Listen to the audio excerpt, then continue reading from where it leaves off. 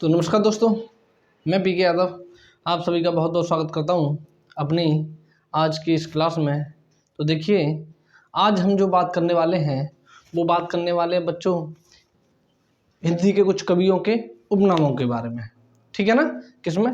हिंदी के जो कवि या लेखक हैं उनके कुछ उपनामों के बारे में आज हम लोग क्या करेंगे बच्चों, बात करेंगे, जिसमें से आपको परीक्षा में कहीं ना कहीं एक क्वेश्चन आप लोगों को देखने के लिए क्या होता है बच्चों, मिल जाता है। ठीक है ना? देखिए बच्चों, शुरू करते हैं हम लोग आज की अपनी क्लास। तो आज की क्लास में पहला देखिए बच्चों, पहला है बच्चों कलम का सिपाही।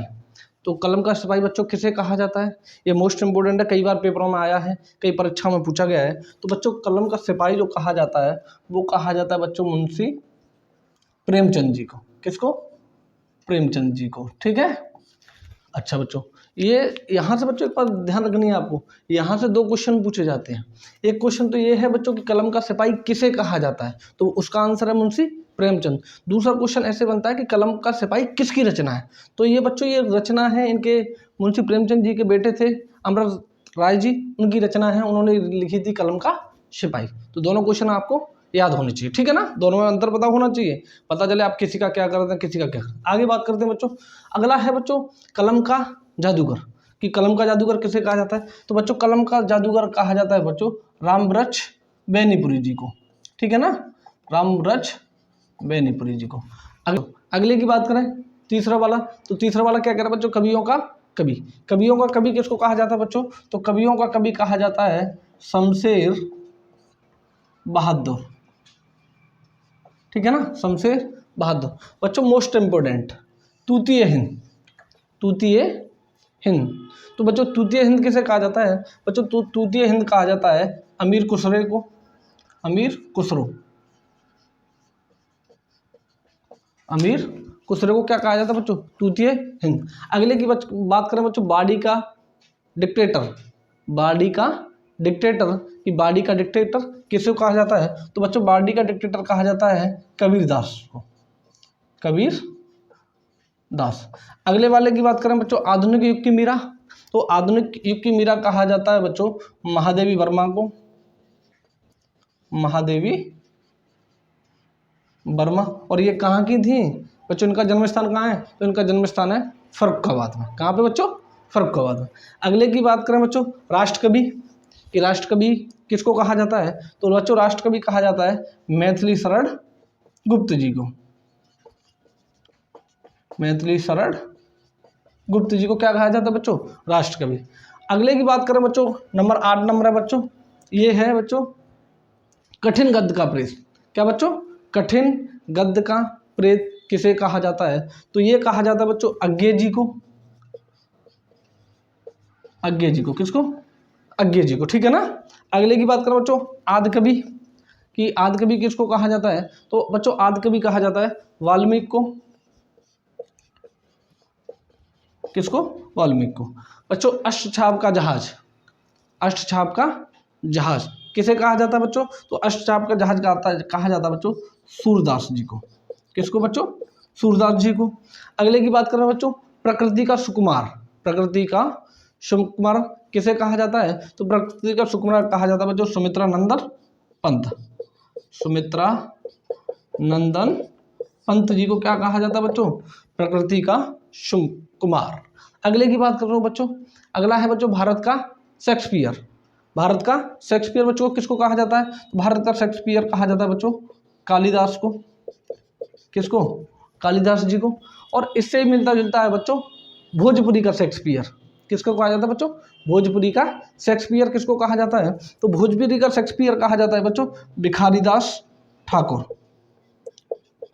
भिखारी दास ठाकुर। किसको कहा जाता है बच्चों? भिखारी दास ठाकुर को। अगला क्वेश्चन है बच्चों श्लेष का बादशाह। क्या क्वेश्चन है बच्चों? श्लेष का बादशाह किसे कहा जाता है, तो बच्चों श्लेष का बादशाह कहा जाता है सेनापति को। किसको बच्चों? सेनापति। अगला है बच्चों अपभ्रंश का वाल्मीकि। अगला क्या है बच्चों? अपभ्रंश का वाल्मीकि किसे कहा जाता है, तो आप लोग बताइए कि अपभ्रंश का वाल्मीकि किसे कहा जाता है। इसको छोड़ दूं मैं, तो आप मुझे क्या करना, इसका जवाब आप लोग 15 नंबर डाल के क्या करना बच्चों, कमेंट पे कर देना कि अपभ्रंश का वाल्मीकि किसे कहा जाता है, ठीक है ना। अगले की बात करें बच्चों, तो अगला है बच्चों हिंदी का जाति कवि। हिंदी का जाति कवि किसे कहा जाता है? तो बच्चों हिंदी का जाति कवि कहा जाता है हमारे जाने माने तुलसीदास जी को, तुलसीदास जी को, ठीक है।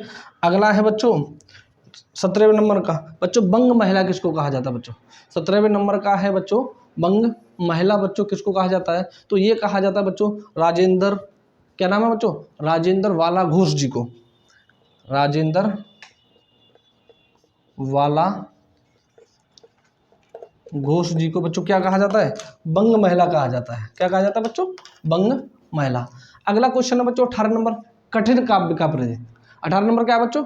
कठिन काव्य का प्रेत। तो ये किसको कहा जाता है बच्चों? कठिन काव्य का प्रेत किसको कहा जाता है? तो बच्चों ये कहा जाता है केशव दास जी को, केशव दास, ठीक है ना। अब अगला है बच्चों आधुनिक कविता के सुमेरु। क्या है बच्चों?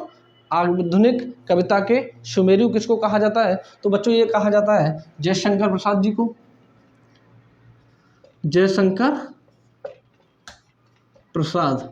इनकी बाकी कृति आपको याद रखनी है क्योंकि कई बार पूछा जाता है, कामायनी, झरना, आंसू, ये सारी, ठीक है। अगला है बच्चों बुंदेलखंड का चंद्रवरदाई, बुंदेलखंड का चंद्रवरदाई, ठीक है ना, सही लिखा ना, ठीक है। अब किसको कहा जाता है बच्चों बुंदेलखंड का चंद्रवरदाई? तो ये कहा जाता है बच्चों वृंदा लाल वर्मा। किसको बच्चों? वृंदा लाल वर्मा, ठीक है ना। अगले की बात करें बच्चों आलोचकों का आलोचक, आलोचकों का आलोचक किसको कहा जाता है बच्चों? तो आलोचकों का आलोचक कहा जाता है बच्चों नेमीचंद जैन जी को, नेमीचंद जैन जी को क्या कहा जाता है बच्चों? आलोचकों का आलोचक कहा जाता है बच्चों। अगली बात करें बच्चों हिंदी का प्रथम कवि। क्या है बच्चों? हिंदी का प्रथम कवि किसको कहा जाता है? तो ये कहा जाता है बच्चों सराफा, सराफा जी को क्या कहा जाता है बच्चों? हिंदी का प्रथम कवि। अगला है बच्चों प्रेम का पीर।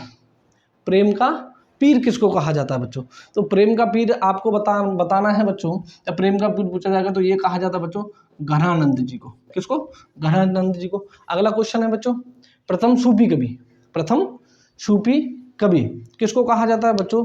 तो ये मैं आपके लिए छोड़ रहा हूँ, ठीक है ना, आपके लिए छोड़ रहा हूँ। कौन सा नंबर बच्चों?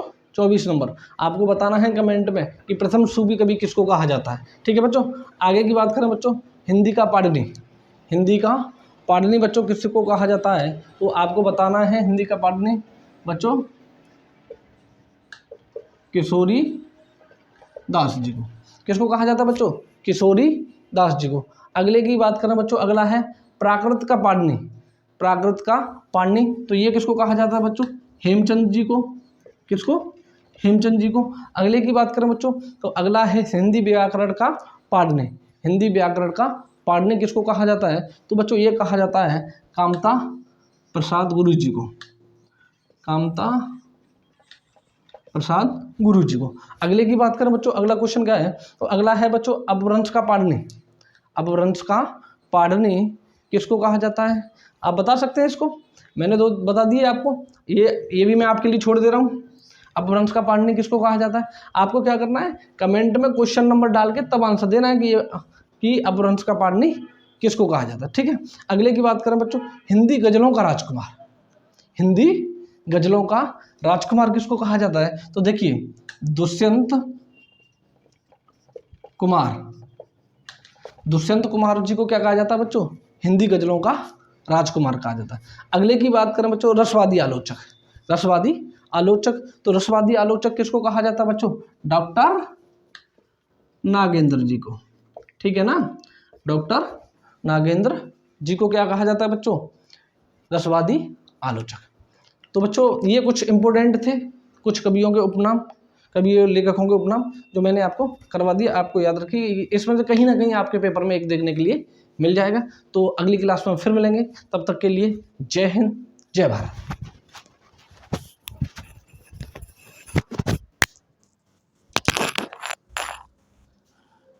तीसरे की बात करें बच्चों, तीसरे की बात करें बच्चों, तो तीसरा क्वेश्चन, तीसरा है बच्चों कवियों का कवि। किसका बच्चों? कवियों का कवि किसको कहा जाता है? तो कवियों का कवि कहा जाता है बच्चों शमशेर बहादुर। शमशेर बहादुर जी को कवियों का कवि कहा जाता है। ठीक है,